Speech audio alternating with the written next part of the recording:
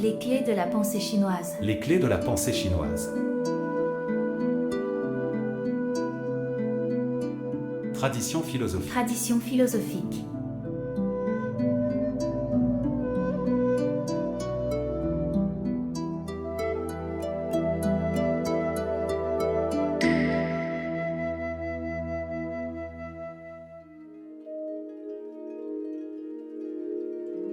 L'aspect. 气象. Il signifie initialement l'ensemble des paysages et des choses dans la nature ou l'aspect de la société lors d'une période donnée. Le mot fait allusion au caractère, à la tendance, aux paysages et aux objets. Dans le domaine artistique, le terme s'entend par le style et l'esprit que démontre un ouvrage et a des connotations plutôt grandioses. Dans ce cas, il est souvent suivi des adjectifs comme grand, fort, large ou vigoureux. Depuis l'époque des Song, c'est une importante notion dans la critique littéraire, utilisée pour évaluer les poèmes, les proses ou les tableaux de peinture ou de calligraphie. Le terme s'applique aussi par rapport à une époque précise.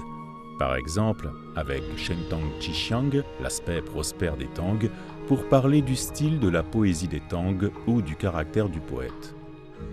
Les ouvrages de beaucoup de poètes des Tang frappent leurs lecteurs par leur expression puissante, tout comme les œuvres calligraphiques de Yun Chunqing Yanwu, lettre en réponse à l'oncle Wu Jinxiang de Li Han.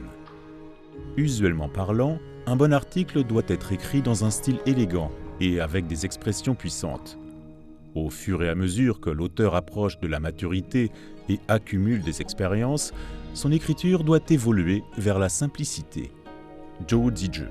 Commentaire de Zhou Po sur la poésie. Des auteurs de poèmes avec 5 caractères dans une ligne, Du Fu est le seul qui eut un style grandiose et hors du commun et qui exprima des choses profondes. Hu Yinlin. Étude approfondie sur la poésie.